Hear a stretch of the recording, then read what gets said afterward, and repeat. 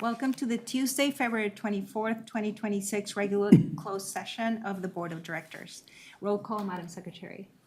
Director Chan? Here. Director Katz? Here. Director Lewis? Here. Director Odie? Present. Director Smith? Present. Director Young? Here. President Gomez? Here, thank you. So if members of the public are online and wish to speak on agenda or non-agenda items, please use the raise your hand feature on Zoom. Comments on non-agenda items will be heard now. Madam Secretary, it looks like we do have some commenters here in the audience. Do we have any online? There are no online public comments? Okay, so we do have some public comments for folks who are here in the audience. So please state your name, affiliation, and you know the routine. You have 3 minutes to speak, and I will be calling each of you in turn. So we'll begin with Dustin. Last name's Bavion. Thank you, Dustin. Good morning, Madam President, members of the board, General Counsel, and General Manager Chan. Thank you for the opportunity to address you today. I am the Water Treatment Plant Supervisor for the USL Treatment Facility. I'm here on behalf of the Water Treatment Supervisor Group to respectfully request renewed consideration of the long outstanding equity adjustment for our classification. In 2023, the job classification description for water treatment supervisors was formally revised to incorporate the additional duties identified during prior failed equity discussions. Since that time, the scope, complexity, and accountability associated with the role have continued to expand in measurable and well-documented ways. At present, this matter remains unresolved. Without movement towards resolution, the next procedural step would be mediation, an outcome that will require additional time, attention, and financial resources from all parties. We believe this issue can and should be resolved collaboratively and without the need for escalation. The recent approval of a 5% equity adjustment for 12 managers demonstrates that the organization recognizes the importance of maintaining equitable and competitive compensation structures. We raise this not in opposition for these adjustments, nor to single out any group, but to highlight that equity corrections are both achievable and appropriate when warranted. In light of recent actions, we respectfully request clarification on the framework currently being used to evaluate equity determinations and ask that the water treatment supervisor's request be reconsidered under that same standard. Our objective is straightforward: to ensure that compensation accurately reflects the scope, responsibility, and accountability of the role, and that equity principles are applied consistently across classifications. We respectfully ask the board to provide direction that allows the Water Treatment Supervisor Group and other classifications with pending equity concerns to be evaluated fairly and compensated accordingly. We remain committed to working constructively with management and the board to reach a timely and equitable resolution. Thank you for your time and consideration. Thank you, Dustin. Next, we will hear from Allison Brady.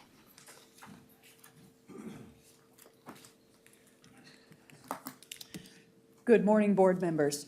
My name is Allison Breedy. I am the Water Treatment Plant Supervisor at Sobrante Water Treatment Plant. I am here today on behalf of the Water Treatment Plant Supervisors who have been engaged for years in an equity adjustment negotiation, which today stands at an impasse. When I opened up the board agenda yesterday morning and I read agenda line item number 9, where 12 managers are recommended for a 5% equity adjustment, it really surprised me. After years of job classification studies, presentations, data collection, and comparison with other water treatment agencies, we still remain unresolved today, and it's truly remarkable how long the process has taken. I'm not sure if the board is aware of this impasse at which we stand with the water treatment plant supervisor job classification. That classification was rewritten in February of 2024, 2 years ago. The water treatment plant supervisors have not received an equity adjustment, even though it was rewritten in February of 2024.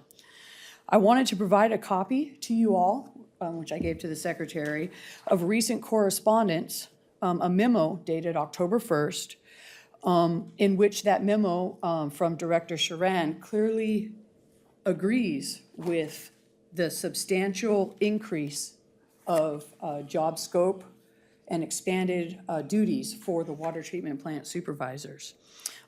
This includes the level of complexity with the construction projects to improve the water treatment plants, as well as a review of upcoming engineer drawings for upcoming projects.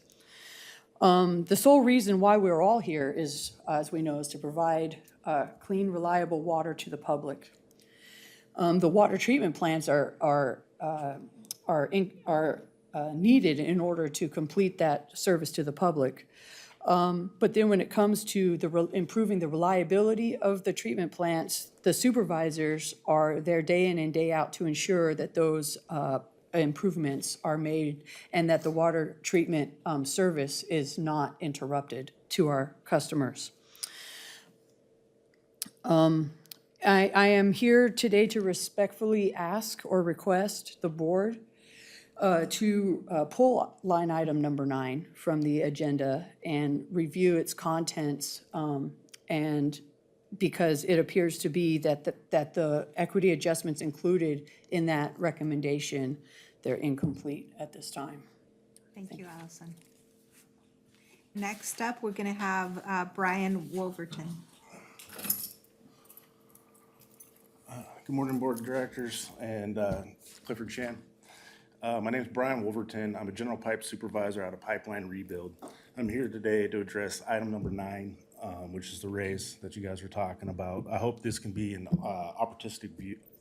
optimistic view of what's to come with the GPSs, in particular in Local 21 and 444's continual equity adjustments. I know the GPSs have been in this process for 5-6 years now. And I hope this is the first step of something that we can positively put this to bed. But that's mainly what I wanted to say. I'm going to defer my time to Dwight George. Thank you. So up next, we will have Dwight George. I'll let Perry go. Oh, okay, so then we will have Perry Foreman. Hi, my name is Perry Foreman. I'm going to defer my time to Dwight George. All right. Oh, okay, all right, got it. Now it makes sense. So Dwight George, you're up next. All right. I'm not going to take too much time, but I just wanted to relax when I speak to you. My name's Dwight George. I'm a executive board member of Local 21. I've been helping our members, water treatment supervisors and general pipe supervisors, go through this equity adjustment period for the last year and a half, just for this round of negotiations, but goes back to the last contract where we've been talking about this. So as Allison said, I was pretty surprised when I read the board agenda today to see 14 non-represented and confidential positions up for raises. 14 is a big number. I've gone through multiple contracts and have not seen this level amount of equity adjustments granted. And to have it happen now is really, why now was one of the questions. I reviewed them, 7 of which are managers, 7 managers considered high earners, salary grade 86, all 5%. That's a lot of money. We could talk about the money. You guys know how much money that is, right? Some of these people got hired January 2026, all right? Another manager was hired 10 months ago, and another one less than a year. Did they even ask for an equity adjustment? 7 managers, highly compensated. Like Allison said, item number 9 is incomplete. It is missing 2 more equity adjustments for Local 21 and 4 more from our fellow 444 union.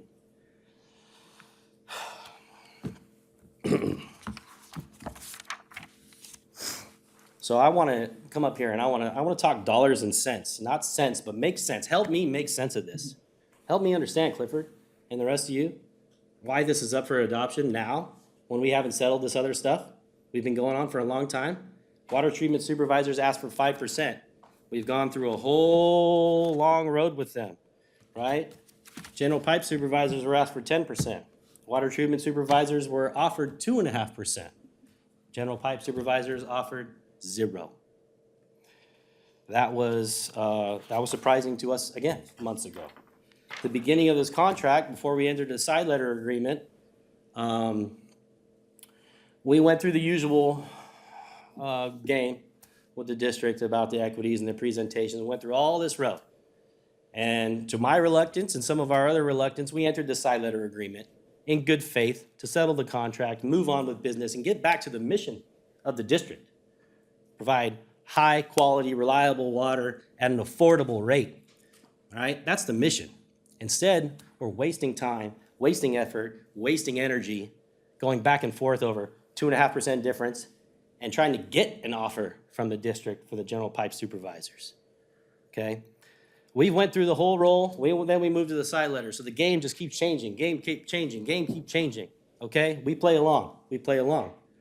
Then the district comes up with 4 pillars for us to go up, to justify our equities. Recruitment and retention. Like I said, there was 3 managers that were just hired. I don't think there's a recruitment and retention problem in managers. In fact, they hang around for quite a long time, right? They're pretty happy to get those jobs. I don't see them running from them or demoting. External compensation, we looked at the externals, we look at internals, and we look at job scope. Water treatment supervisors, district's words. Subject matter experts state that the duties performed by the district water treatment supervisors were significantly greater than those of other agencies due to scope and complexity of the district's system. That's straight out of the response letter from HR. Not too much longer, I promise. Number 4, job scope responsibilities. Role of operation construction liaison. Change was a substantial increase to the scope and work for the classifications.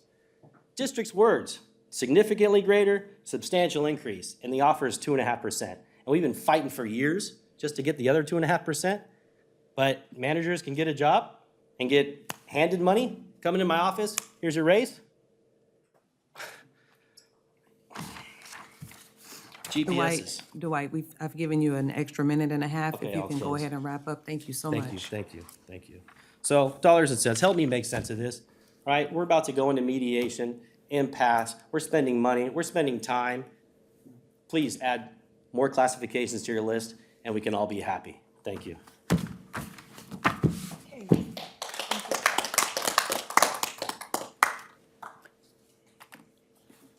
Do I have a card from you? I didn't fill a card out for public comment now. I was gonna speak in public session on agenda item 9.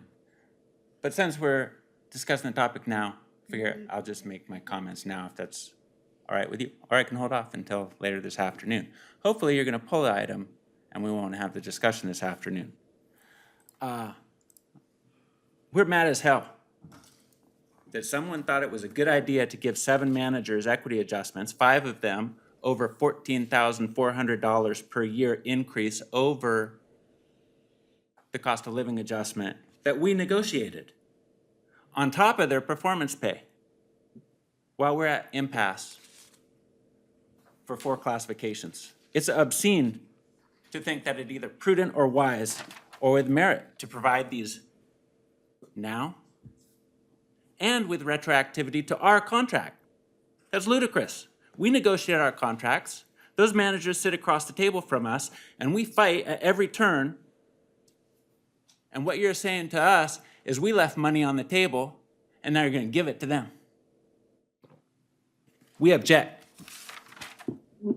The BD1 says the district previously conducted a review of represented classifications. We had to fight. We had to fight to bring 9 classifications to the table. They wanted to keep us with just 4.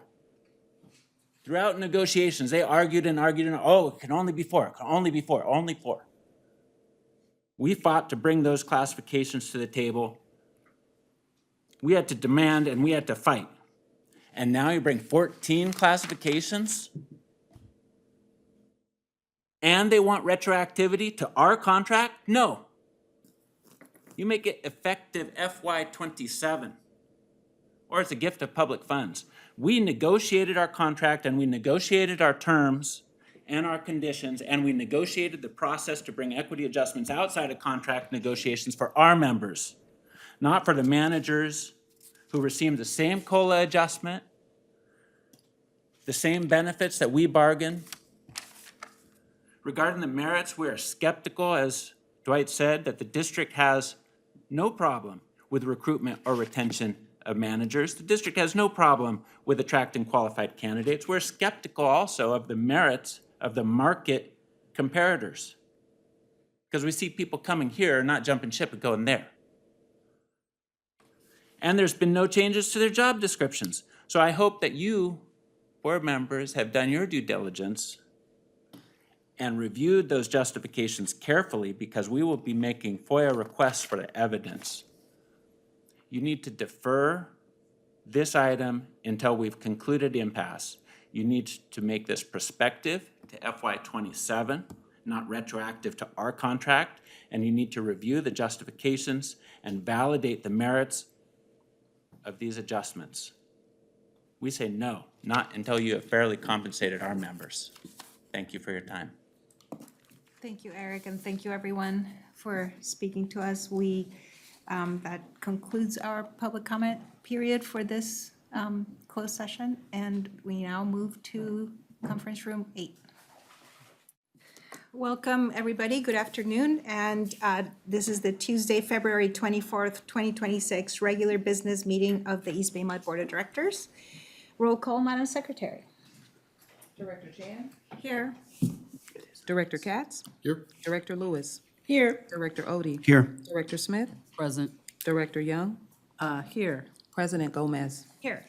Please join me for the Pledge of Allegiance.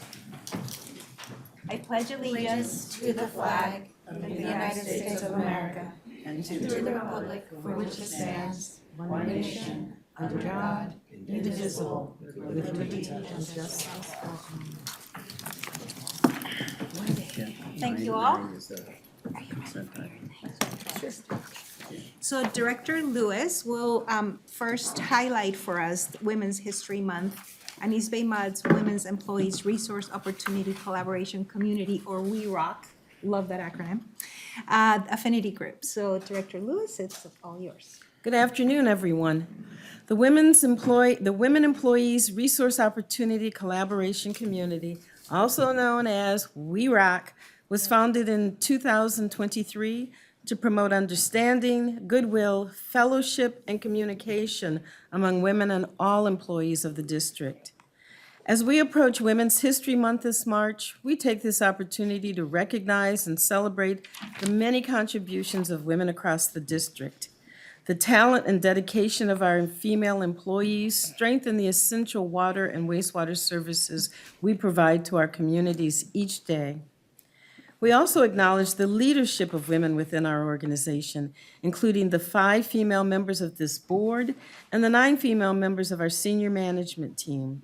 Their service, expertise, and commitment to public service and stewardship help guide the strategic direction and operational excellence of the district. In honor of Women's History Month, WeRock will be hosting events throughout the month to provide opportunities for learning, connection, and community across the district. This month begins with the following events. Monday, March 2, opening ceremony with President Gomez at the Administration Building, 4th floor in the dining room. Wednesday, March 4, a cheese tasting event with Ollie's, a local woman-owned business at the Administration Building, also 4th floor dining room. Tuesday, March 10, a clothing swap and donation drive at the admin building, 4th floor dining room. Additional events throughout March include on Tuesday, March 17, rock painting events at the various district locations. Wednesday, March 18, and Thursday, March 19, professional development opportunities such as SimLog training by sign-up only at the Adeline Maintenance Center Training Resource Center. And on Tuesday, March 24, a self-defense demonstration at the Adeline Maintenance Center Training Resource Center. And last but not least, Wednesday, March 25, the closing ceremony and mentorship mixer at the admin building, 4th floor dining room, to celebrate and connect district employees through mentorship and networking. Event flyers and district-wide communications will be shared in advance to encourage participation across the organization.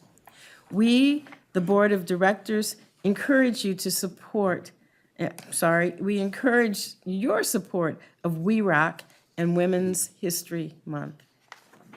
Thank you so much, Director Lewis, and thank you for We Rock for organizing all these wonderful events. I look forward to seeing some of you there. So the next item on the agenda is announcements from closed session, and there are no announcements required from closed session today. So now we will move on to public comment. If members of the public are online and wish to make comment, this would be the time to do it. Madam Secretary, do we have any public comments online? No online public comment at the moment. Okay. So we will hold other public comments for when they're due for that particular item on the agenda. And now we'll move on to committee reports. The minutes for the February 10th Planning and Legislative and Human HR Committee meetings were provided in our agenda materials. The board also met this morning for the mid-year budget and finance workshop, where staff presented an overview of mid-year budget, updated financial projections, information on the 2026 bond issuances, discussed the district's non-Prop 218 rates and charges with a focus on capacity charges. So we will now receive updates from this morning's Finance and Administration Committee. Director Odie. Thank you, Madam President. The Finance and Administration Committee met this morning, and I apologize we went over because there was a robust discussion on one of the items, and it was very, very fruitful. So we received updates on the January 26 monthly investment transaction reports and the Employees Retirement System fiscal year 2025 update, actuarial values, and 2027 contribution rates. Approved them, and I believe they are on the agenda for this meeting. But it was a very good discussion, and we look forward to talking about it more. Thank you very much, Director Odie. So now we will consider the consent calendar for items 1 through 8. And at this point, I would like to pull item 9. So it's actually more than items 8. It's 1 through 9, huh? There are 9 items. Yeah. So I would like to pull item 9. I believe that Director Odie would like to pull item 5. And I know that there are some public comments on item 9. And do any other board members wish to pull any items? Director Chan? I would like to pull item number 1. And we are pulling item number 1. Okay, so now, if I get this correct, we're voting on on 2 through 4, skipping 1 and 5, and then 6 through 8, and skipping 9. Okay, so I would entertain a motion to approve consent items 2 through 4 and 6 through 8. I will move. I'll second. We have a motion and a second. Any other discussion? Okay, all in favor, say aye. Aye. Any opposed? Any abstains? Okay. So items 2 through 4 and 6 through 8 pass. And now, let's start with number 1. Director Chan? Yeah, I pulled this item. I think Risha and I are trying to work out wording for the comments, the director comments from last time, my comments, and so that's the reason that I'm pulling it.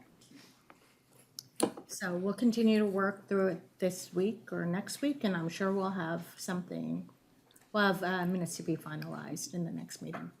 So clarification for the record. Under director comments, the minutes reflect that Director Chan requested that the APEA Democratic Caucus letter previously submitted to the board and the East Bay MUD internal security report be made available online in a machine-readable format and searchable through search engines. And Director Chan and I will review the transcript to determine, Director Chan submitted alternative language, and Director Chan and I will review the transcript to come up with language for the minutes to be approved by the board at the next meeting. So we have a couple of director comments. Director Lewis? Yeah, I think there was also, as I alerted Director Chan, a misstatement as to what one of our directors allegedly said that was incorrect. I thought you were gonna look into Oh, I did look into it, and then but I don't think that we should discuss this. Well, now. I just think it's an opportunity, if you're working on that, to make that correction at that time. If you don't intend to, that's fine, just let us know, and then I can lodge my concern on the record. Well, my document says suggested, not said. So it'll be, Suggested is different than said. okay, so we will, it sounds like we'll be I ask working a on the question actual. for clarification? Okay, clarification question? Yeah, what is I guess I'm not clear on what the standard practice for recording minutes on, director comments, is. So I would like clarification on what that is, and further clarification on what the process is for, correcting minutes, and in terms of board process. Thank you, Director Young. Secretary, would you have a few words on this? Yes. The practice in the Secretary's office is to summarize comments in minutes. Otherwise, we do not prepare verbatim minutes. And in reviewing the transcript, the minutes reflect a summarization of what was stated. And it was stated 3 times that the documents be made available online in a machine-readable format and searchable through search engines. That was stated 4 times in the comments.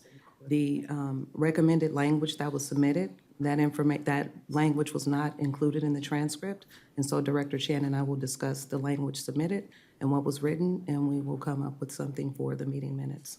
Thank you. So we're a little clearer about the process moving forward, but we generally trust staff to summarize our minutes and reflect what happened. So one more comment from Director Lewis? More a question, because Question? it seems to be, so that's the process. Thank you for correcting the minutes and the summary of the minutes. What about if there's a correction to, because our board minutes, our meeting is recorded, correct? Correct. The meeting is recorded and it's videotaped and it's available on YouTube. So that would be a separate process if we wanted to make a correction to a statement made. If you, The transcript reflect the video? the transcript reflects the video. But it does not reflect that comment. It does not, and I'm not sure what comment we're referring to. Oh, okay. All right, I so you guys was will work on it. motivated by. All right, so let's trust that you guys will work together to come up with whether a revision is necessary or not. to the Yes. minutes. And if so, a new version of the minutes will be brought to us next time. In Yes. the meantime, I would need a little bit of advice. Do we still vote on approving the special and regular meeting minutes of the 10th, item 1 at this point, given where we're at? I would ask the board to approve the special meeting minutes, and then we will come back with the regular meeting minutes. Okay, so I would entertain a motion to approve the special meeting minutes and to postpone voting on the regular meeting minutes. So moved. Moved by Director Smith. Do we have a second? Second. Okay, we have a first and a second. Did I say that right? If so, we could take a voice vote, but we're checking on something. Give me 1 minute.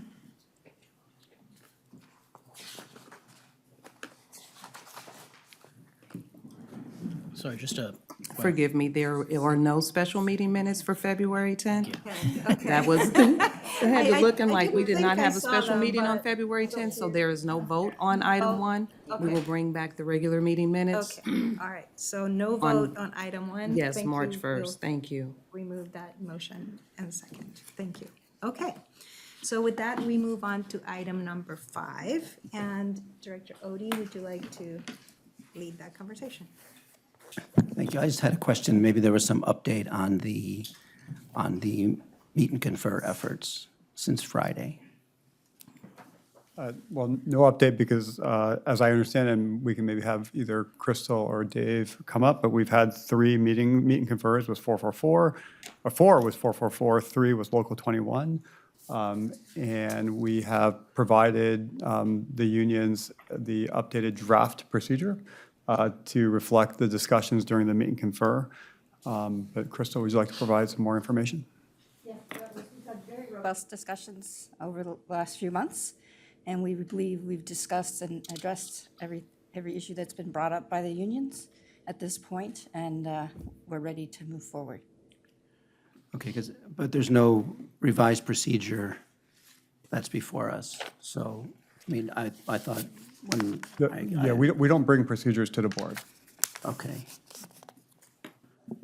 So it's just trust us that we'll approve this contract and trust that we'll be in agreement even though we technically aren't. I mean, I can share you that with the main components of the procedure, but the procedures with the unions and how the process works is we circulate the procedure amongst the managers, and then the unions get to review it to make sure it captures it correctly. And then when it gets approved, it's gone through all the reviews. Okay, thank you. Okay, thank you for that further clarification. And I would entertain a motion to approve and authorize the purchase of the telematics-related software, et cetera. Can I have Oh, one? another comment, okay. I will make a motion to approve the contract with a one-year review of implementation of the agreements with the union and the procedures to make sure that any thing that needs to be changed or observed or witnessed or negotiated happens. So that would be my motion. Do we have a second? Can I ask Or a- modification? I just have a clarifying question. I mean, what revisions do you envision? I mean, do we envision that could possibly give the district the ability to impose some additional restrictions or requirements that are not there today? Or is that just well, I don't know. Are you asking me? Yeah, as a maker of the No, motion. I think it's appropriate to do a review of how it's gone and whether the, program is meeting the stated, goals and objectives that the district had in putting it in place, which would include an opportunity for, the unions to have input on that. May I make a suggestion and see if this works for everybody? That since this is a three-year contract with two options to renew, and what you're proposing is like a one-year review, would it be okay if we ask staff to come to a future planning committee meeting with an update on its implementation, like a review of year one? Would that be an appropriate way to handle your request? Yeah, that's fine. I didn't mean that it would mean that we would end the contract, but that there's a, Okay. Yeah, I guess So, my concern is, there's the three items that we're reporting on, and then if suddenly somebody wants to go to 6 items, the contract's done, it still has 2 years left, what happens then? So that's kind of my concern. So But if you, let's go to Director Katz, and then we'll have General Manager Chan weigh in. On the follow-up location for board committees, I would presume this is a ledge HR issue, not a planning issue. Correct me if I'm Oh, yeah. wrong about that. That's probably correct. The Finance and Administration Committee did review some of these issues from the perspective of finance and administration. We didn't address the HR issues, to completion. But myself and another director did raise concerns, and I support, at a minimum, the one-year review. I'm interested in ensuring that we are having a productive discussion with our bargaining units about how do we handle this information and have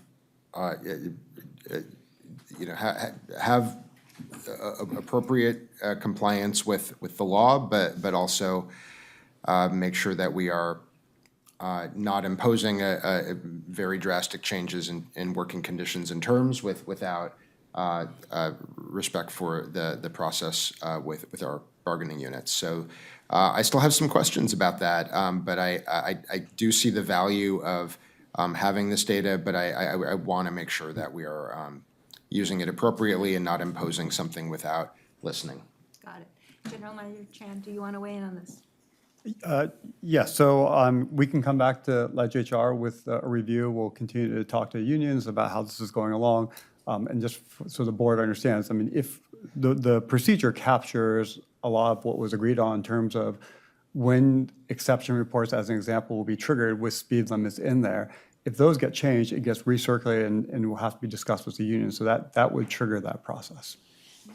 So I think there's still a second needed for the motion. So the motion is basically to approve the purchase of the telematics related equipment and for the service training and support as stated on the agenda. And then we have a second. I made this, Okay, so we have a first and a second. All in favor? aye. Opposed? Any abstentions? Okay, thank you. So we are now done with item 5, and now we move on to item 9, which is to adopt a resolution to approve equity adjustment increases for 14 confidential and non-represented classifications. I've pulled the item, and I've asked General Manager Chan to give us some more information about this item, please. Yeah, I'll provide some context, and I have Vince James here as well, who will discuss the process in which we evaluate the equities for managers, which is the same way we evaluate the equities for represented staff. So maybe just with a little historical perspective, we discussed both equity adjustments for represented and non-represented classifications during contract negotiations. So if you go back to the last contract negotiations, we brought to the board 12 equity requests for confidential and non-represented. In that instance, those 12 equity requests affected 12 employees because most of the time these classifications for represented and non-represented are single employee classifications. In fact, of those 12, we came to the board requesting equity increases for 10 of the positions, and we came to the board for decreases for 2 of the positions the last time. At the same time, if you look at the last negotiations, the unions had originally requested 38 equity requests. 11 were approved by the board, affecting approximately 170 employees. If you look at the current negotiations, as you have before you, we have 14 equity requests affecting 15 employees.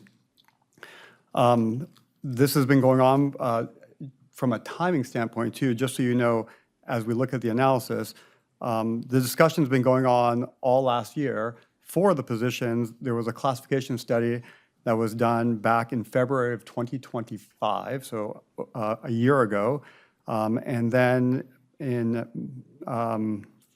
May of 2025 is when they completed the compensation review for those classifications.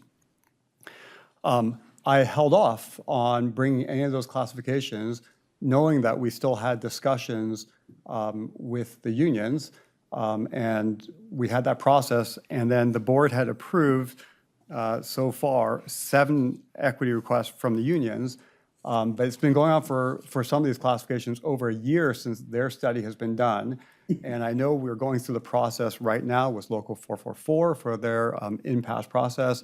Local 21 just recently, I believe last week, had officially declared impasse. And so we'll go through that process as well. But again, also maybe for perspective, since I provide the information, just for scale, because these represented positions are, again, single employee classifications. So these 14 represent 15. The unions originally had, all the unions had made equity requests for 42 equity requests affecting 698 employees. The 7 that were approved by the board affects 96 employees, and we're in discussions for 6 more equity requests between Locals 21 and 444 that will affect about 44 employees. So that's just kind of background of, in terms of, in the past, have we brought, a lot of manager equities? The last time we did it, there was 12. This time we're bringing 14. And then maybe Vince can talk about the process in which he evaluates these equity requests. Good afternoon. My name is Vince James. I am the Manager of Recruitment and Classification here at EBMUD. As this board knows, we entered into side letter agreements with Local 2019, Local 444, and Local 21 for a systematic review of proposed equity adjustments based on 4 criteria. Those 4 criteria was recruitment and retention, any factors that would impact recruitment and retention challenges, external compensation review, That was factors that impact compensation and the ability to compete with the external labor market. Next was internal equity and alignment. That was internal pay equity and alignment of similar classifications in the district. And then lastly, we looked at job scope and responsibilities and requirements. If there were any substantial increase in job scope, responsibilities, or requirements that would warrant an equity increase. So for the 3 unions, we went through their equity proposals. And then we also talked to every SMT member as well for their suggested proposed management equities. Upon closer inspection, many of those proposals were not prioritized, similar to many of the union proposals. There were numerous classifications that we looked at that we did not recommend an equity adjustment. As the general manager stated, there are 14 classifications. We are recommending an equity adjustment, and we used the same 4 factors that we used for the union proposals that we used for the non-rep proposals as well. And we came up with these 14 recommendations. We found that there were some managers and classifications that are doing similar work but are not paid similarly. And that went to factor number 3, internal alignment. They exist within a similar classification structure. They have similar roles and responsibilities. They have similar supervisory authority, but their pay was dissimilar. And so these recommendations is to rectify that. So first, we'll do any questions from the board, and then we will go to public comment. So we'll start with Director Young. How many non-represented positions were there equity proposals made? You said that there were many, but that 14 were, prioritized or acted on. So what was the total number that then got dropped down, and how many employees affected by each? That number, I believe it was 25, and it's affecting 15 employees, the recommendations. I don't have a total of how many.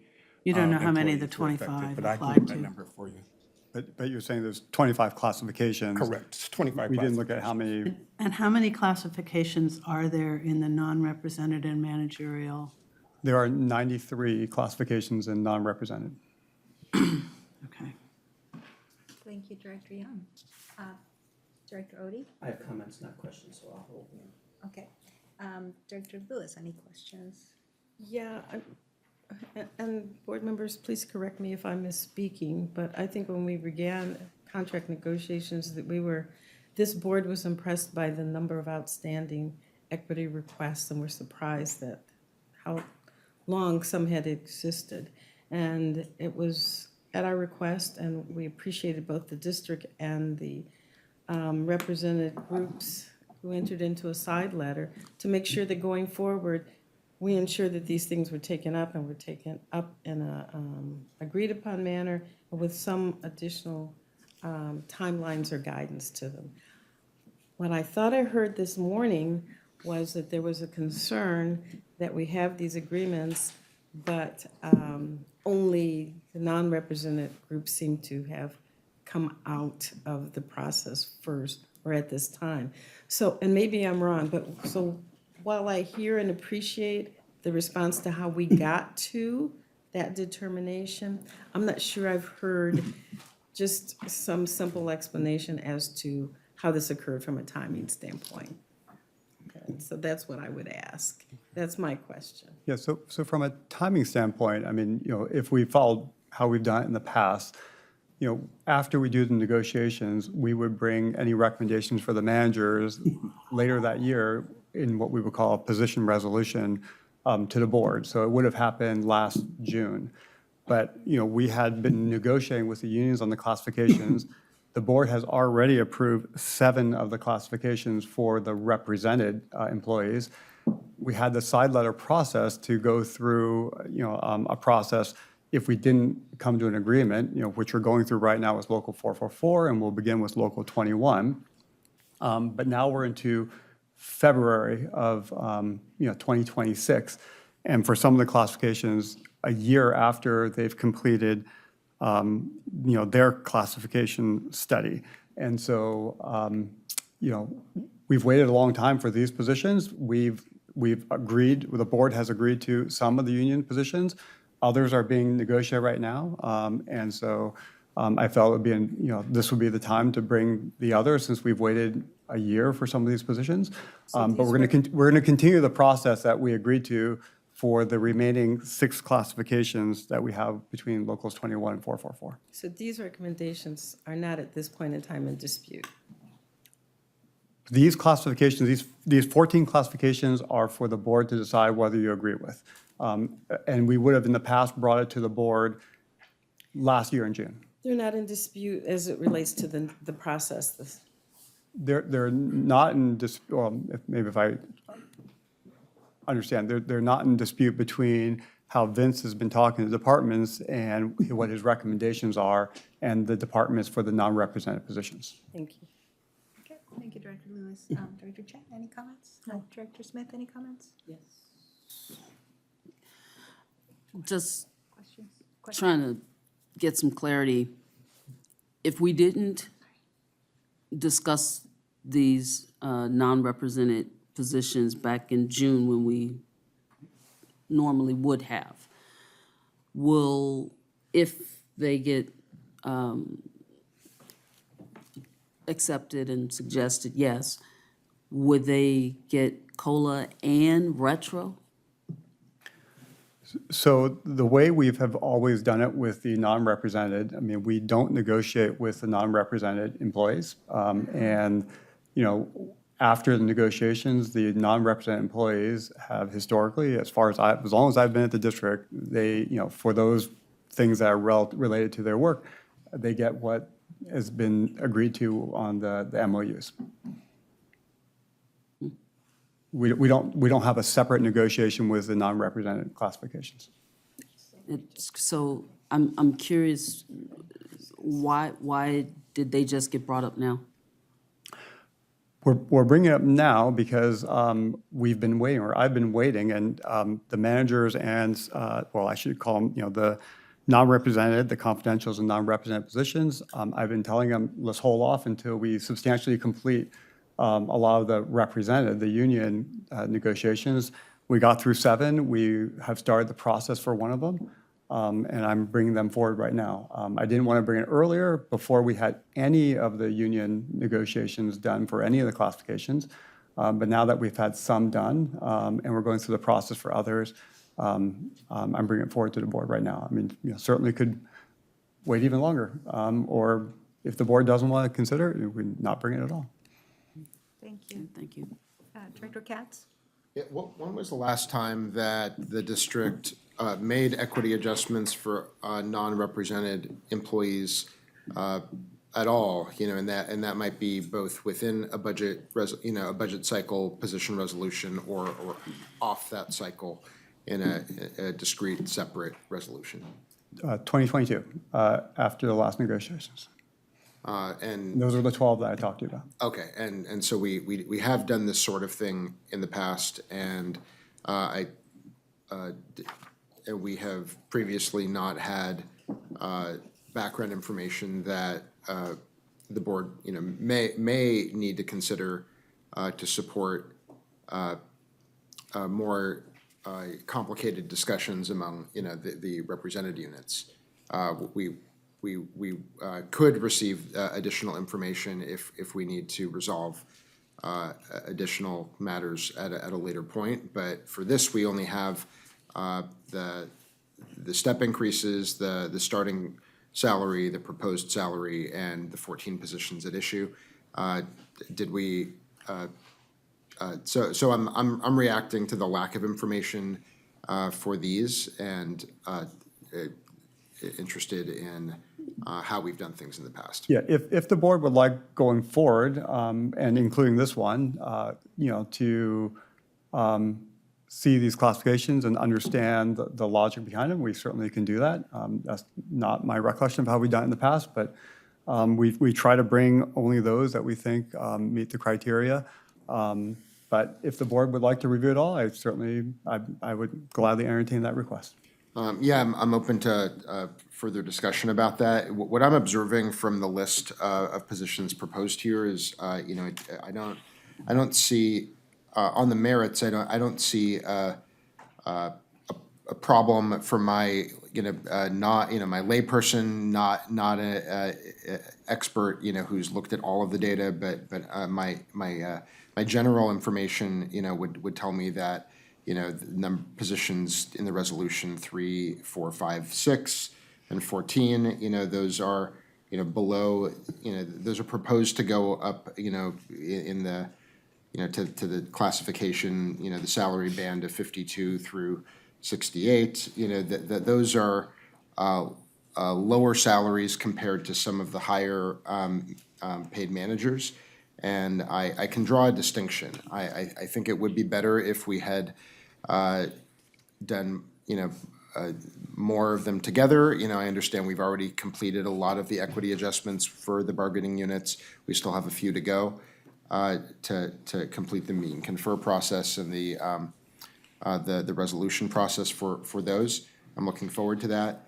But I want to make sure that we're paying everybody on our staff equitably and, comparably with the market.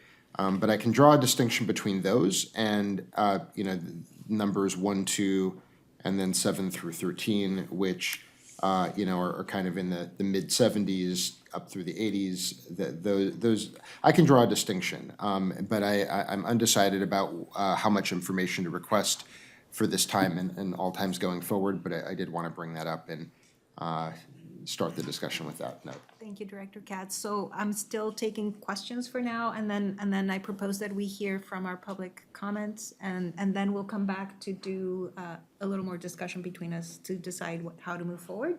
So question? I did have a question now that, thanks to Director Smith's question. So how long have some of these bargaining unit positions been waiting? Like, for example, there was a comment this morning that the study for, what was it, the wastewater, or the water treatment supervisor was 2 years ago. So, I mean, has that one been waiting 2 years to be resolved, or is it longer than that?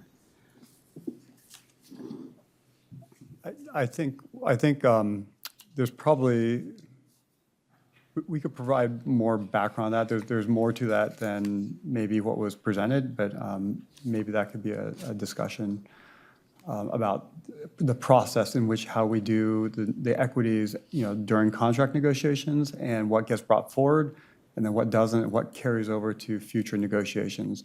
And so it was, I can say it was brought up during the last negotiations, but it was not brought up as an equity increase at that time.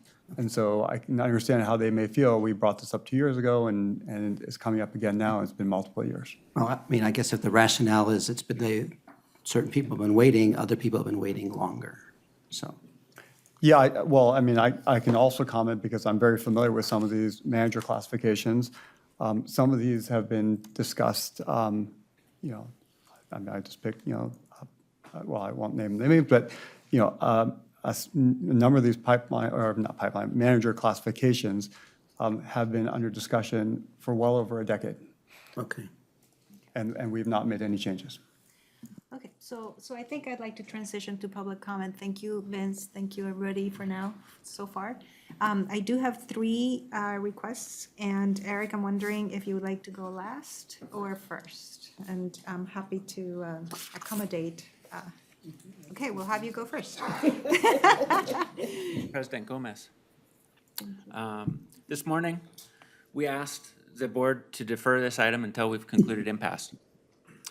We asked you to make these wage increases prospective to FY '27, not retroactive to our contract, and to review the justifications and validate the merits of these adjustments. We told you we're upset about this item and asked you to pull it. And now here we are. and we're mad. We're mad because we have to fight at every turn. We have to fight for everything we've got. And then you turn, general manager, and give the same thing to management. The same cost of living adjustments that we fight for, same health care, same retirement, all of the benefits. And then you turn and give it to management. Now you want to give them raises and attach those raises to our contract while we're at impasse over some of the hardest working people at this district.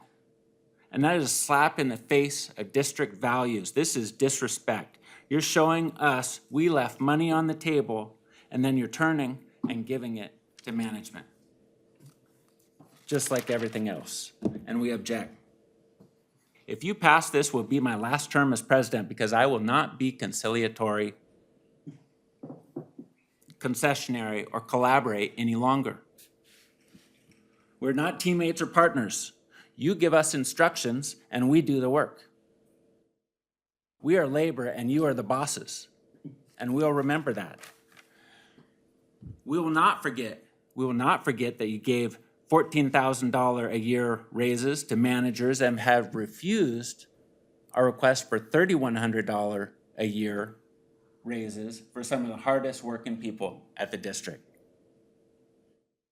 who got left behind when their peers got equities because the district doesn't value them. We get retroactivity in our equities because we negotiated it. And it is an insult that you would withhold our equity adjustments, and to us, to what we're seeing is you've moved on. We're at the table, we're gonna continue to move forward through these processes in good faith, but what we're seeing today is that you've moved on. It is an insult that you would withhold the equity requests and give management equities retroactive attached to our contracts. And to this we object. We asked you to defer, and you can move to table. And now we ask you to vote no. This should not be retroactive to April 21st, 2025. Please vote no. Good. Next, we will hear from John Halseth.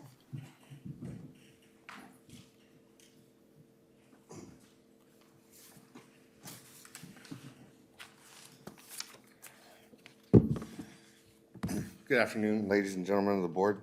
My name is John Halseth. I'm a water distribution plumber 3 with nearly 20 years of experience. I'm the member relations secretary for Local 444. I was on the contract negotiating team, and I am involved in the ongoing equity adjustment meet and confer process. I'm here today to speak about item 9, obviously, the authorization of equity adjustments for certain positions, namely the 8 manager classifications. During contract negotiations, 27 of our classes asked for equity adjustments. Every one of them was denied. After months of negotiating, management and 444 agreed to meet and confer over equity adjustments for the 10 classifications most in need once contract negotiations were finished. After months of meeting with management, 1 was deferred for a classification study, 3 were recommended, and 6 were denied again. We're currently in impasse proceedings over 4 of the classifications. Now we find out in an agenda emailed at 10:16 p.m. the Friday before, 10:16 at night, that managers are asking for 8 management equity adjustments, right? Why? Why do they need them? When our equity adjustments are denied, we hear over and over that there are no recruitment or retention issues in these classifications. Electrical techs and instrument techs were recommended 5% equity adjustments because the district saw that there was issues recruiting for those classifications, right? I don't recall ever seeing issues with management when it comes to recruitment, right? Our hydroelectric power plant operator 2s were only offered 2.5%, even though management recognizes that they are paid 8.39% under the median. The HPPOs had asked for 7.5%, which would bring them slightly under the median, but they were told you only get 2.5% because we don't have recruitment and retention issues. So where are the recruitment and retention issues of managers? I don't recall any managers quitting my entire 20 years here. They retire, but they don't quit, right? I don't see manager positions sitting open for months or years like the paving raker B classification has, right? Because they have a lack of qualified applicants. That's not happening with management. So what I'm seeing, it seems to me at least, the management's denying our equity adjustments to make sure that they get theirs. And that's the way it feels to us, right? They want to make sure that they get theirs while locals, right, that they get their adjustments while locals 444, 2019, 39, and 21 fight over their scraps. And I'd like to point out that 5 of the 8 management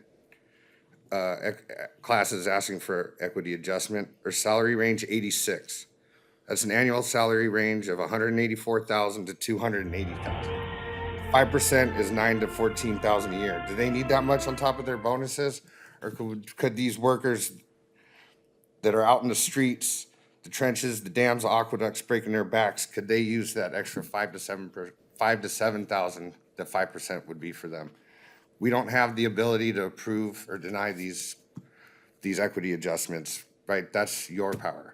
We just ask that you hold these manager equity adjustments requests to the same scrutiny that our requests have been held to. Thank you for your time. Thank you, John. Okay, next we have Tony Martin.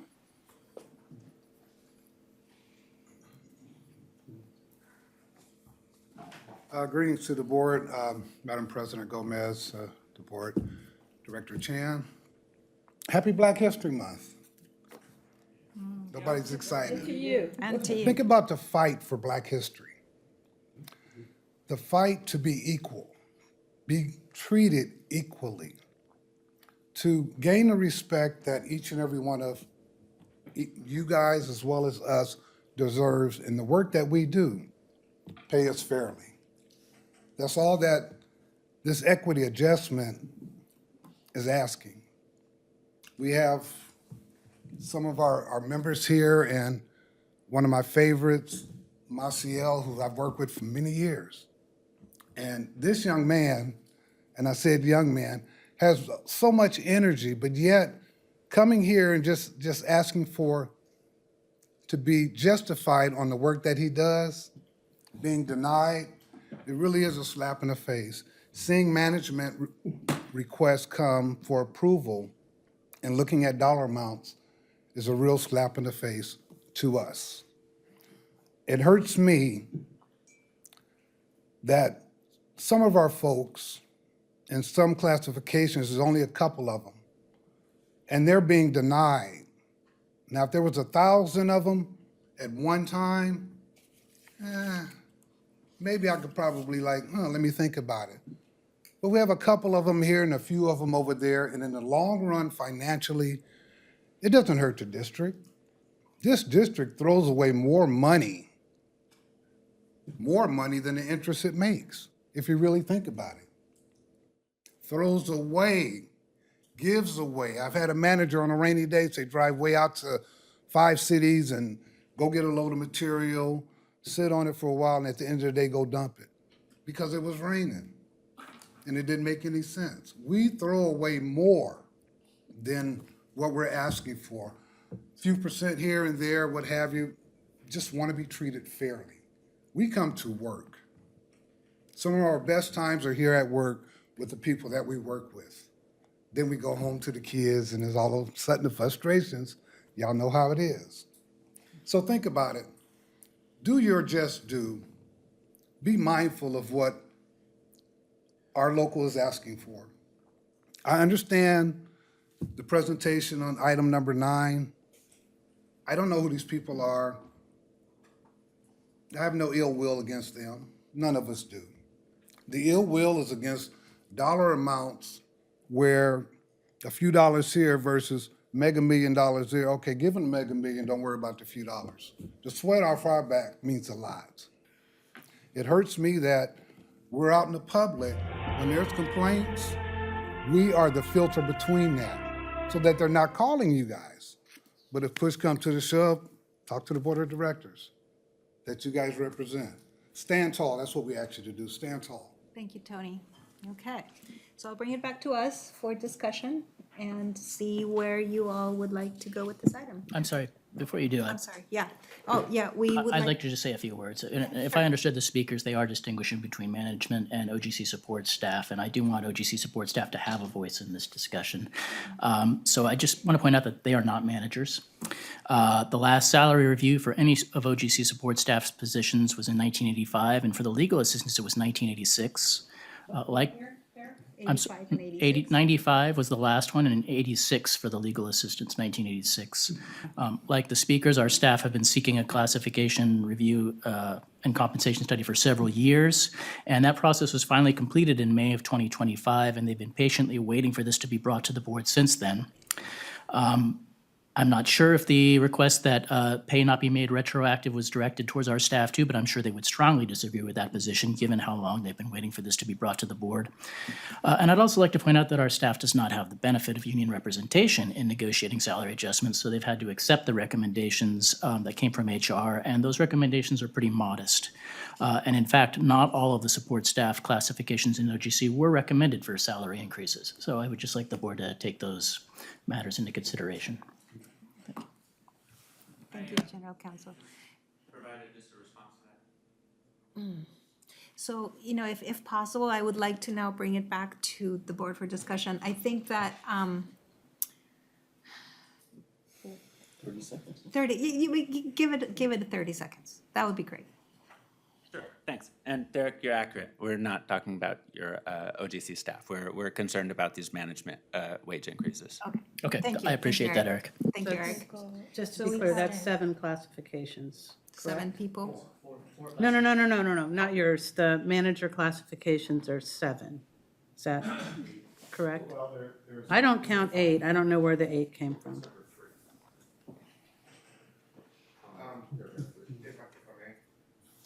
Well, I think our general manager can tell us which are the manager positions.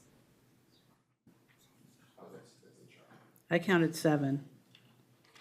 Okay, so we have the ones that wouldn't fall in that category, the assistant to the general manager, the customer support program administrator, and human resource information systems analyst 1. I'm not looking at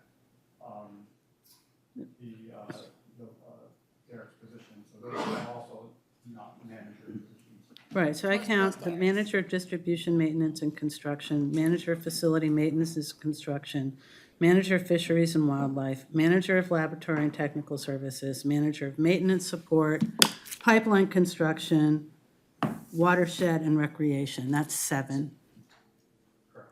Okay. 7 manager positions, not 8. Just. All right, so, first I would like to acknowledge what we've heard here today. From management's perspective, these two are some of our hardest working people. And I hear our general counsel describe the length of time that your team has been waiting for this. But I very much hear also how you definitely would prefer that the board not do any prospective salary increases for this group. And you feel a sense of disrespect and that we don't value, and the sense that we've moved on and that things have been denied and a lack of fairness. So I hear you. But now I would just like to welcome my fellow board members to see if there's a way forward that might be a little creative, because I sure would like to be able to move on at least with some of this today, even if we might postpone something else. So would somebody like to have a conversation about this? Sure. Okay, Well, you can Director- start there. Okay, Director I'll go Katz. next. I will, yeah, I wasn't,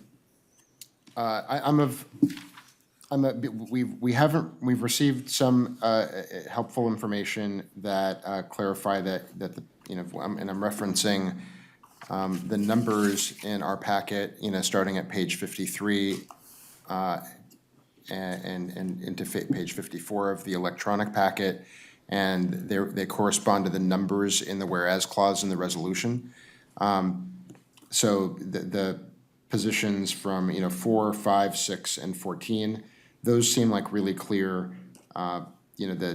we got additional information from our general counsel. The numbers are the lowest paid requests for equity adjustments here. The public comment expressing opposition was clear that it's not talking about those positions. So I feel like those could move forward, and that there's adequate justification for those, and little question about those. I could go either way on numbers 1 and 2. They're not managers. They're slightly higher compensated. I could go either way. I think I might want to hear a little bit more information about it, and I am inclined to defer the equity adjustments for managers. That's position, that's paragraph numbers 7 through 13, until after we've completed equity adjustments with our bargaining units. And there's other issues to talk about, whether we would extend retroactivity that has been referenced in this discussion. I think we need to have more discussion about that, but that's the direction I'm headed in. And maybe, sorry, Director Katz, for the Human Resource Information System Analyst 1, you didn't mention that one. Are you saying exclude that as well? I think that would go along with paragraphs 1, 2, and 3, where I'm less decided, but, open to it. Okay, Director Odie. Sure, thank you. I appreciate that suggestion. I guess what concerns me the most is the timing of this. And at best case, it's just poor optics that we have a process that we're going through for our bargaining units, and then who have been waiting for a long time. And then we have a process for others in management that may also been waiting for a long time. And I don't begrudge them the increases, I'm not saying I'm against them. I just think the timing is really off. Or at the worst case, it's really bad faith. And my perspective on the side letter process is we built that in, because I wasn't here at the last contract. I wasn't here during the last discussions about equity. And I wanted to send a message that this board takes these equity adjustment requests seriously, and we want to put in a process that everyone has a fair hearing and a fair opportunity to make their case. And now we are almost a year into the process, and we're still, I know one is maybe legally at impasse, the other, I don't know if you're legally at impasse or you just said at impasse, but it's frustrating that we put a process together to show that, at least on my perspective, I don't want to speak for my colleagues, that we take this issue seriously and we're not going to let what happened in the previous contract happen, and then now we have this. So whether it's a slap in the face or a poke in the eye, I totally am sympathetic to that feeling, because it just seems like, all right, let's just move forward with this, charge ahead, bull in the china shop, but, maybe let's slow walk this other process, because, again, almost a year. At some point, we need to resolve this issue, because what's more important to me, it's been a year since the contract was signed almost. I don't think we have labor peace yet, and that is a value of mine that is super critical, whether it's telematics or equity adjustments. I don't think we're there yet, and, personally, I would prefer to table all of these until everything is done and everything's brought back as a package. But, I do think Director Katz's suggestion is intriguing. That's my thought. We'll go with Director Young. Yeah, I concur that the timing certainly doesn't feel right. On the other hand, 1996 was when I think some of the folks talking here were in, was a long time ago.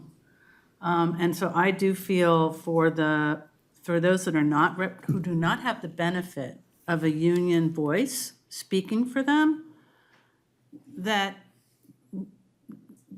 due. I think that's due. Represented employees who were able to bargain a contract got one almost a year ago, and these other folks are waiting. So I think for the non-managerial positions, I certainly think that we can and should act today, and that it is not meant or intended to, weigh poorly on you know, our union staff. The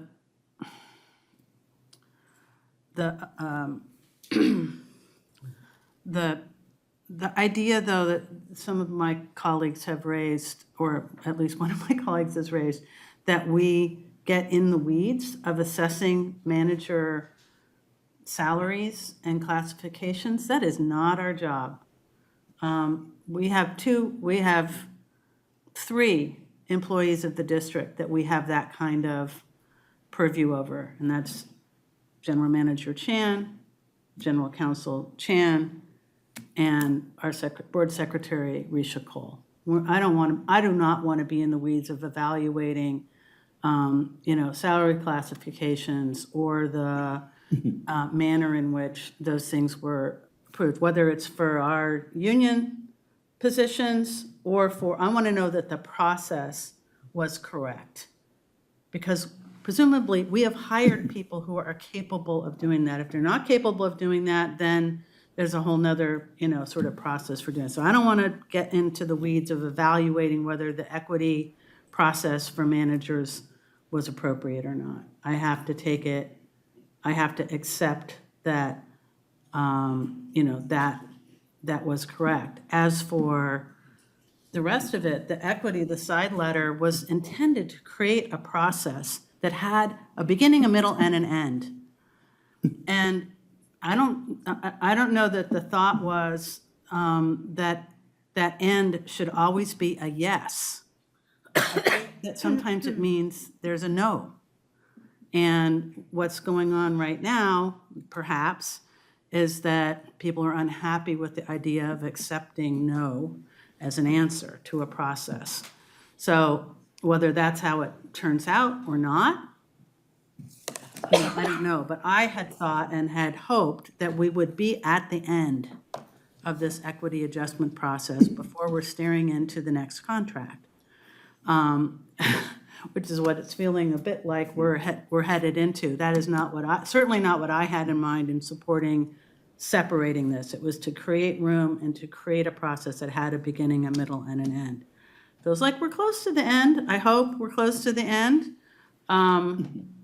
you know, of this process. So I'm comfortable having people who are managers who are in fact highly compensated, just like a number of our staff are highly compensated, to wait for that process to, you know, conclude and defer decision-making on that. I don't want to get into the retroactivity and, you know, the rest of it at this point. But to me, I think we can wait on the managers, go ahead on the non-represented but not manager positions. Director Lewis? Yeah, well, first of all, I think everybody here, if they haven't said it, would say it. And we value our represented employees. We just do, every single day. Thank you for what you do. I do have to say, and frankly, I think Director Young echoed some of my concerns, is that sometimes we'll say yes and sometimes we'll say no. And also, with regard to the side letter, I don't envision that everything is going to be resolved all at the same time. That was the goal, put a process in place. If you agree, we go forward. If you don't, there's a process for appeal or review. Everything's not going to get resolved at the same time. I've listened to a lot of the comments, and I gotta say, they're kind of a little bit here, a little bit there. But just to say, because we haven't resolved some of these issues, nobody should have their issues resolved. I'm sure if I was the union employees, it's salt in a wound. By the same token, other folks, like, what does that have to do with a legitimate request that has gone through whatever process exists for them and been presented?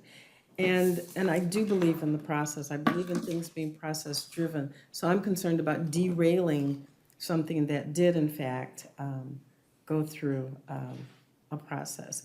But I, you know, and frankly, when we put this side letter, I gotta say, I was very, very, very struck by the fact that this was a two-way street. Some of the delays, they weren't just the district, they were the union too. And people were very comfortable to let things sit and not resolve them. there's a process, we're gonna have to go through it. If people don't like the results, or we don't hold our feet to the fire and treat everybody fairly, come at us on that. I'm concerned to just say because, we haven't gotten ours, people who should get theirs fairly shouldn't get theirs. I'm troubled by that, and I'm troubled by throwing our hands up again to say, we're not gonna follow a process, because I expect everybody, the folks that are represented by, the unions, to hold our feet to the fire on a process. I also want to end by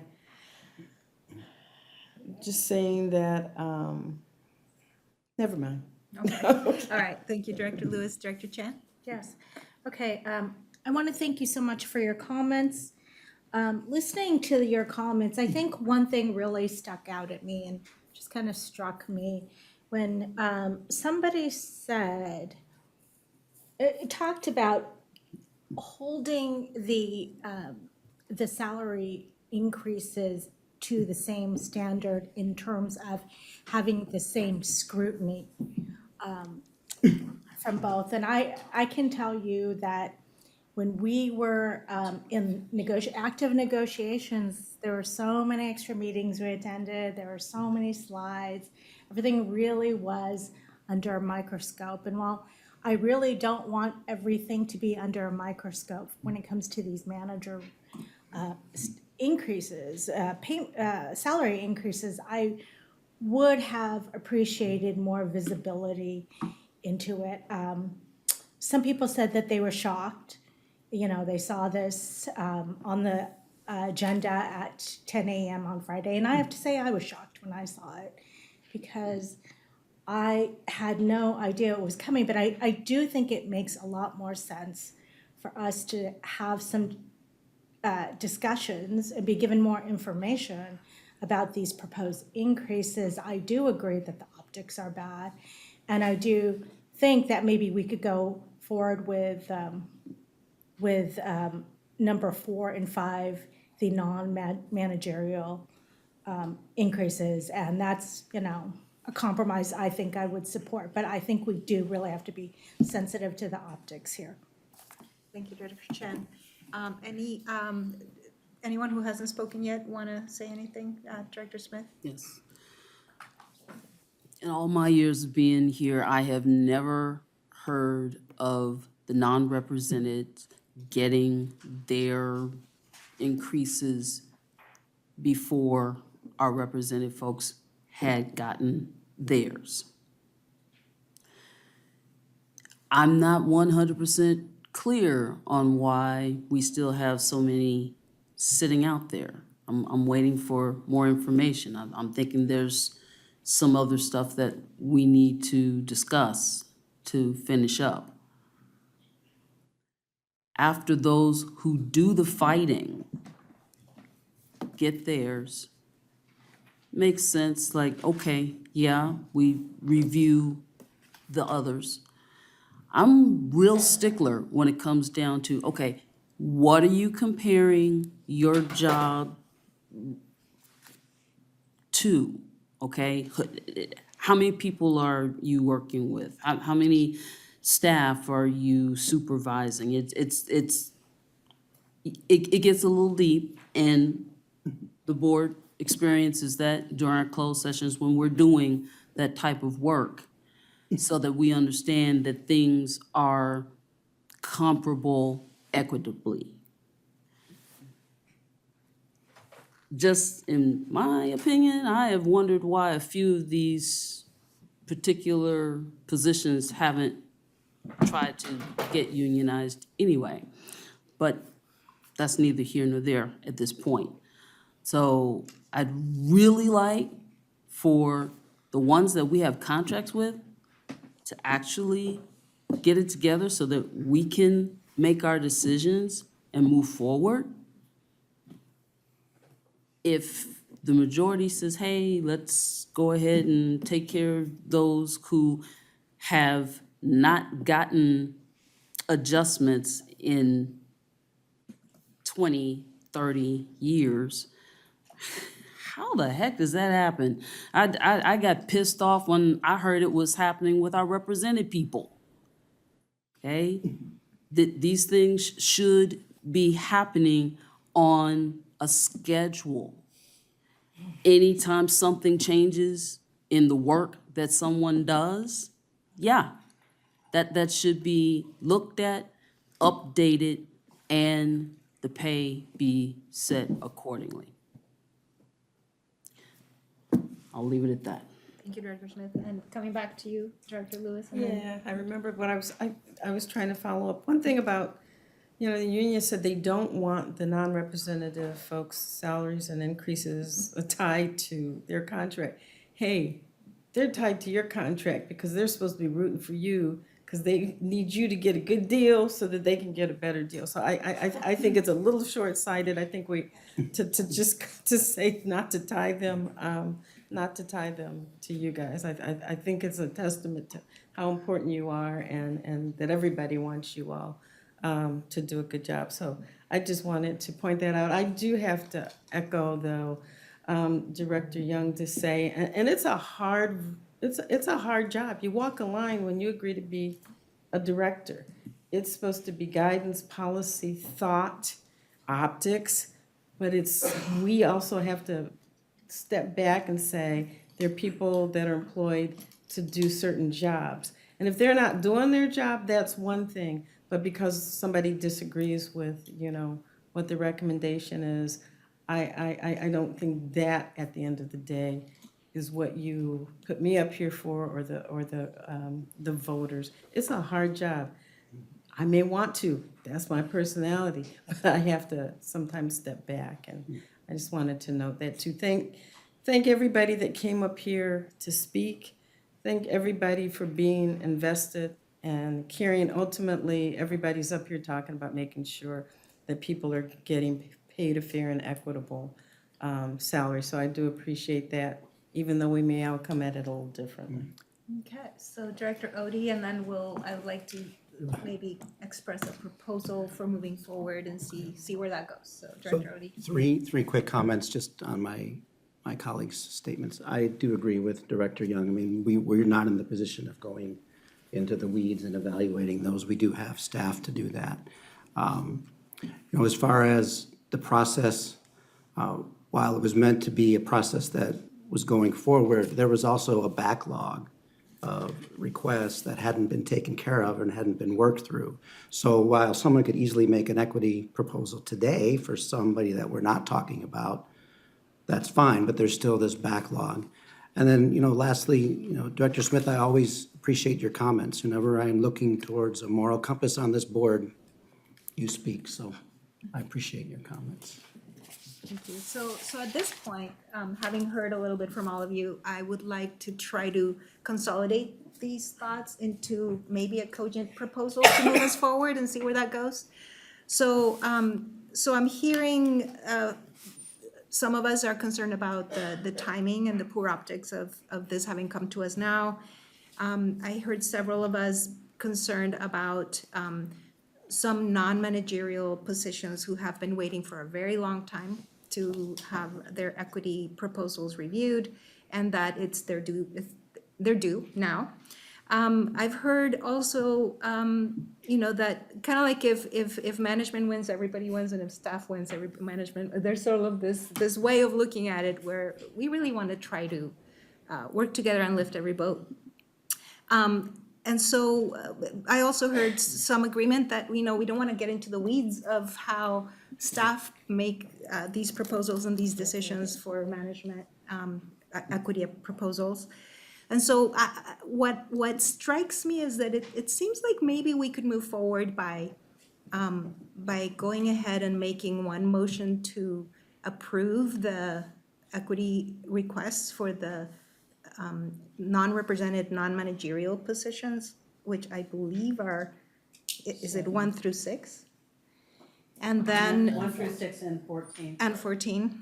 And then to defer on the managerial positions until such time as we are done with the process that we're going through right now, the impasse process with our unions. So, Legal question.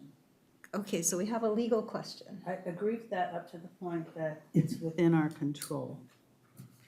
My understanding of the process is that it's possible that this process ends up at DPR or DPA, whatever it's called, in a, What's that?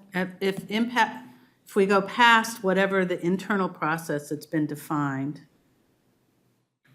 and there's still dissatisfaction with one or more of the decisions that are made by this board or by the general manager, that it could then, again, be escalated to the state. Is that? So I would like it to revisit at the point where it is out of our, where it's, the process is moved out of our internal process. So, I'd be and I will comfortable with say- that, because that process could take, Yeah, you know, who knows how long. my sincere hope is that we will indeed arrive at some resolution with you guys as soon as possible. I think that, you know, that's in everybody's best interest, and I would like to think that we're heading there relatively quickly. I really, truly hope. And so I agree that we would like to defer this decision until such time as it's done with us, with East Bay Mud decision-making. So that's one proposal I would like to entertain. I'll move that. We'll move that, okay. Do we have a second? A second. Okay, so we have a motion and a second. Does I just- anybody need to be restated? Yeah, we need to restate what we're voting on, just for We the need a record. discussion on the motion and the second, so. Move that we adopt staff's recommendation on item 9 for the assistant to the, for the following classifications: the assistant to the general manager, the customer support program administrator, the human resources information system analyst 1, legal assistant 1, legal assistant 2, legal office administrator, and paralegal. And then let's With, have a little. as stated in terms of when the pay goes into effect and all of that. The process, okay. So any more discussion or questions Yeah, I about think this? just to clarify the record, you know, I think that would mean that the staff resolution would pass with the paragraphs to the whereas clause and similarly numbered paragraphs under the resolve clause. Paragraphs 7 through 13 would be struck. I think that's a. Yeah, way of I'm sure clarifying our the record. secretary can manage that. Yeah. Okay. Any other thoughts, questions? Yeah, Director Doherty? You said that's one option. Is That's there one another option before we vote, or? Well, I mean, I'm sure there would be, but I'm happy that there's one motion and one second on the table right now. And I would prefer to go ahead and call Yeah, a and vote. President Gomez, just for clarity on Director Young's motion, so moving those items 1 through 6 and 14, but then the remaining ones is the motion Will to be deferred defer it until after the internal process is exhausted. till the internal process for the represented positions under consideration is concluded at this board. Currently under. Currently Because under they can always consideration keep at, adding more. Yeah, go on. currently under consideration are concluded at this board. Okay. So we've got a hopefully clear motion and a second, and let's go ahead and do a roll call vote, Madam Secretary. I'm ready, give me one moment, please.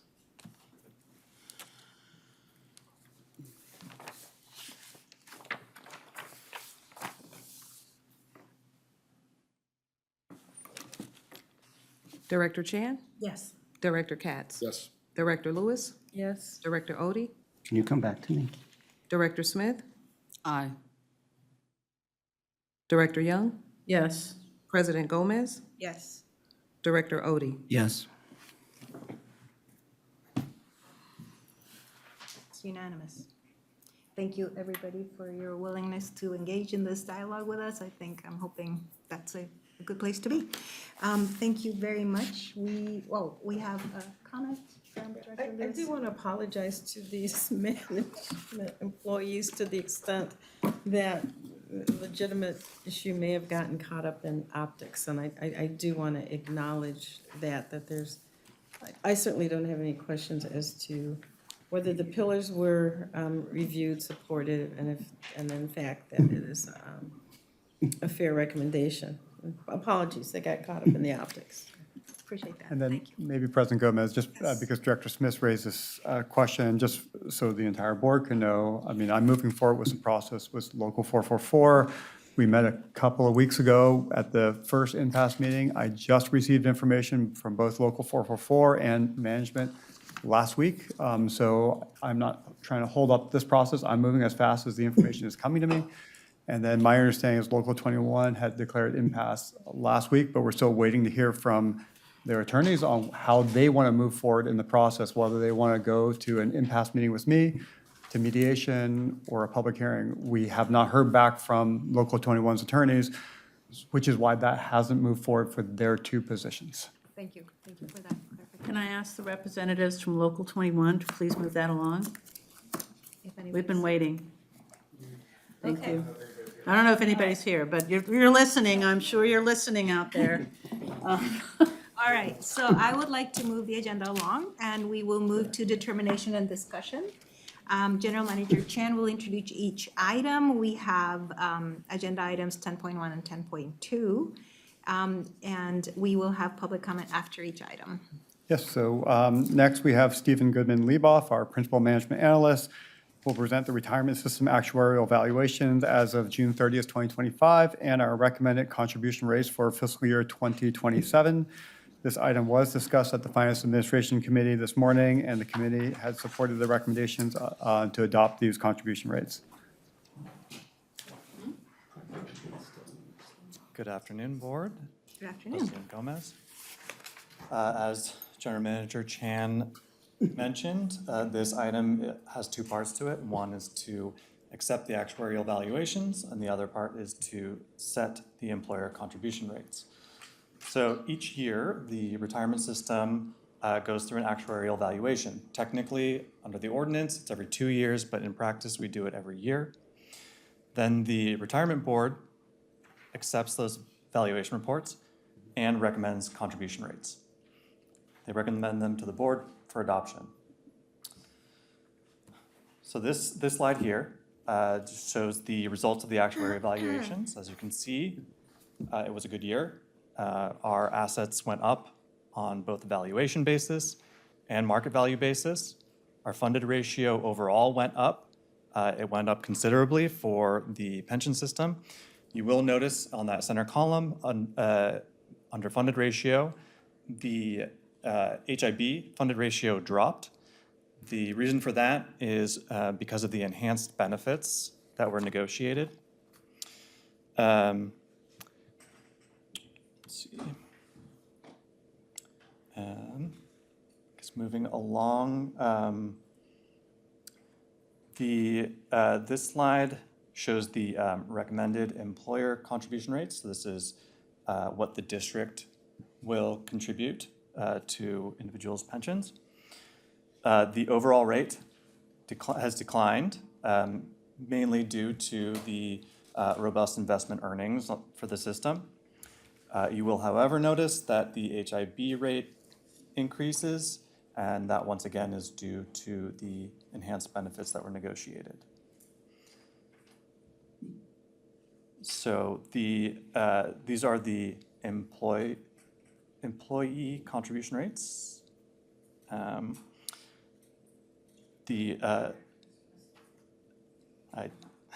just noticed that myself.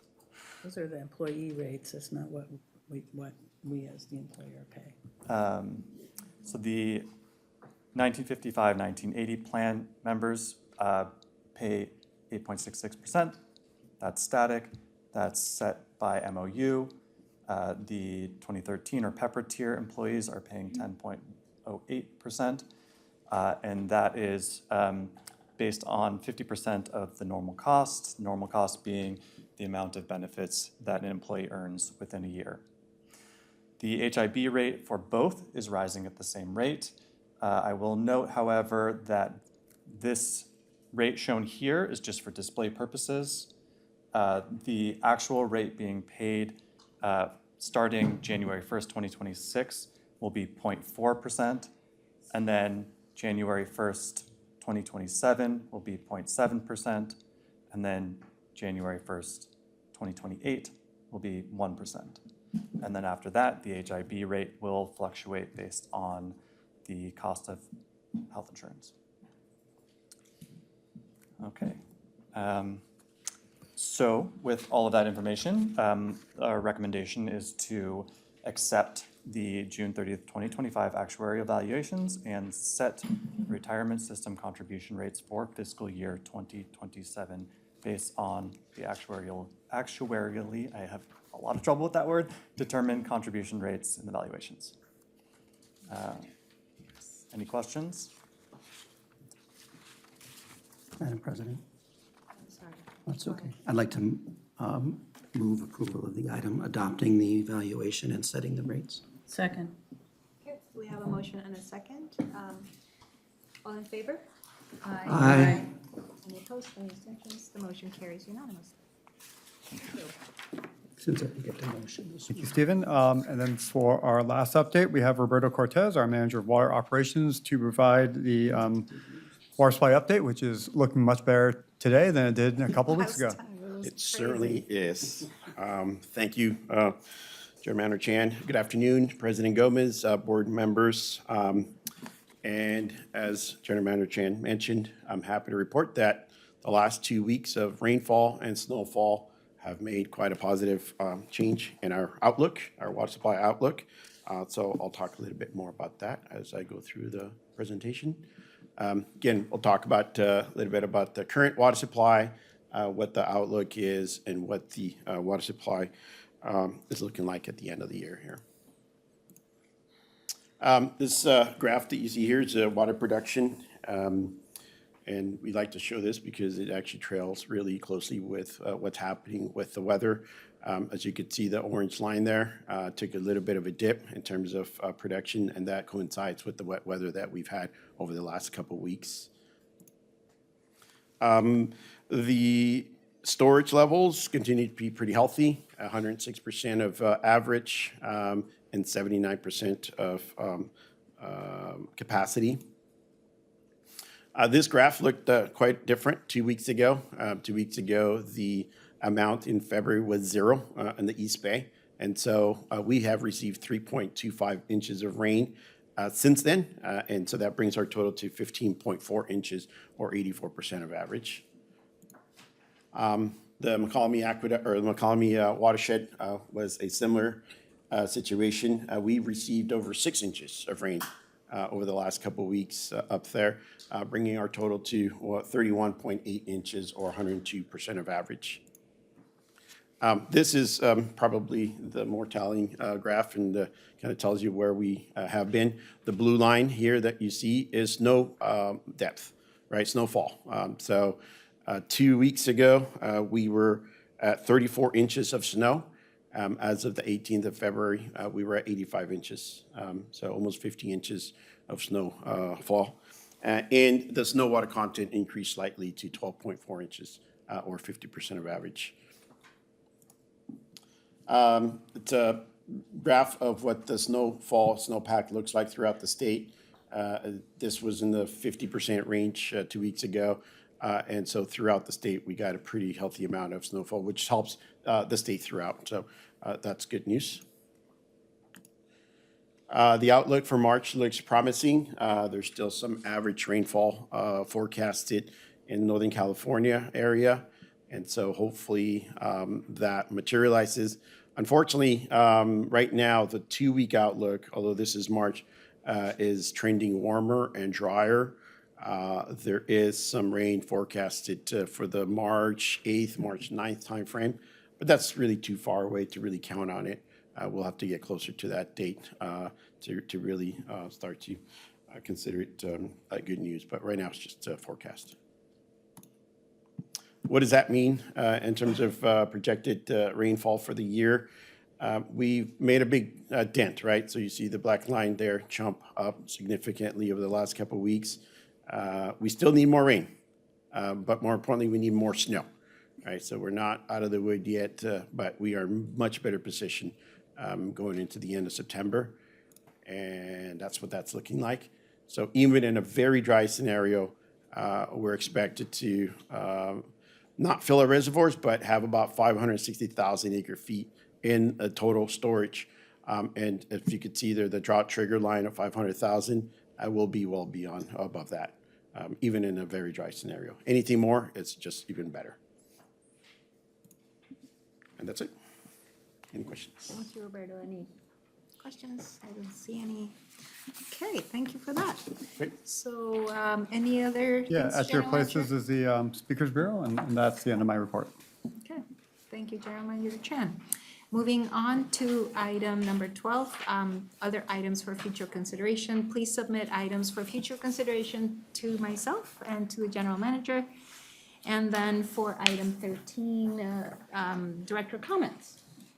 We'll start on this side and move this way.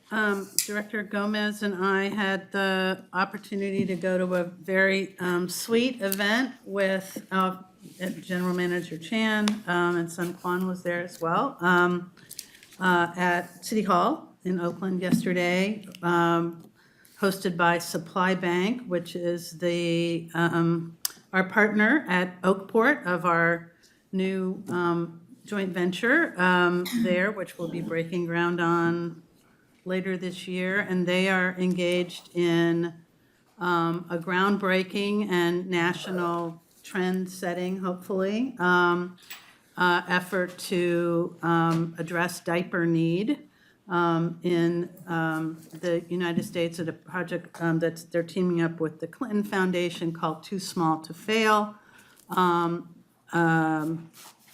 advocating that diaper time is talk time, an opportunity to connect with your young one, and a recognition that at $100 or more per month to diaper an infant and a toddler, that is a barrier between food and clothing and daycare and the rest for many families. And so they're doing a free diaper distribution that will distribute millions of diapers in Alameda County over the next few years. And it's a great endeavor, and it makes me very proud to be partnering with Supply Bank on this initiative. So it was a great event. I have coming up tomorrow night a presentation to the Moraga Town Council, and I think that's it for me between now and our next meeting. Thank you. I don't have anything to report on where I've gone, but looking forward to Saturday's Oakland Chinatown Improvement Council Lunar New Year Parade right here in our neighborhood. Director Lewis? Oh, yeah, I think we actually reported on the fact that Director Odie and I attended the FREWA board meeting, but I don't know if we reported that Director Odie was elected vice president of the board on that occasion. We did. We did. Okay, all right, well, I did it need to again. talk about it again. I did it again. On the 12th of February, I attended the Oakland NAACP Founders Day event. That organization is, I think they said 107 years old. But more importantly, they again recognized our former director, Bill Patterson. His son was also present. And of course, East Bay MUD was recognized. On the 11th of February, I attended the Alameda County Mayor's Conference in Berkeley along with Director Katz. We actually had a presentation by a healthcare professional that really talked about points of intervention to make a big difference in homeless. What are some of the touch points and things we could actually do? On the 19th, I attended Rotary 3's Black History Month luncheon. The speaker was Latifah Simon, and I think that was it for me. Yes, I'll go ahead and go. We'll go in order. So, So, yeah, it was lovely to attend the Supply Bank event, very well attended and heartwarming. This past Saturday, I attended a Chinese New Year event in San Ramon at City Center. And last week, I had the ultimate pleasure of attending briefly 2 of our customer service representative staff meetings. And I was so impressed by who we have as the first voice and first in line that our customers come in contact with. So I want to thank you, Andrew Lee, for arranging for me to show up, and General Manager Chan as well for being there. And look forward to more of that. And then on the 17th, I attended the Danville San Ramon Rotary Club and gave a presentation about what we've been up to. And on the 12th, I attended Leadership San Ramon Valley as member of the cohort. So that's it for me. Thank you. Director Chen? Okay. So it is that time of year, and I have been attending Lunar New Year events. Probably the one was the most fun was in San Leandro. And I will say that I am very much looking forward to the APEA lunch tomorrow. And that's it from my remarks. Okay, last time I did a swing through, I was on my way to handle some other stuff, but I did stop by the quilters reception and for our display outside. So if anyone has not seen it, it is very, very catching. If you have any appreciation for what goes into quilting, or if you just like to look at pretty and bright and colorful things, it's a nice break from your job. Let's see, also, I too am looking forward to the lunar luncheon tomorrow. So, but have a few things coming up. I also look forward to Wednesday's Coming Clean, Advances in Purified Water, our Water Wednesday event. So that's it for now. Thank you. Director Katz? Director, Vice President Lewis did identify in the mayor's conference, so beyond that, I have no comment. Okay, thank you. Well, we did it, you guys. Well, I do have one, or I forgot. Oh, yeah, it's kind of important. So we finally, we haven't had this for 2 years. We're finally having My Ward event again. So it is April 7th at 8:30 a.m. So I'm looking forward to that. And then we do have a guest speaker at that event, right? General Manager Chan? Can you announce who he is? Okay, but we are going to have the person who is the director of Center of Innovation at UC Berkeley. It's Dr. Sanjay, right? Center for Smart Infrastructure, Professor Soga. Okay, almost. Okay. See, that's why you should have done it. So I told you to do it. Okay, it sounds wonderful. All right, everybody, I think with that, we could adjourn. Thank you, everybody. We'll see you in a couple weeks.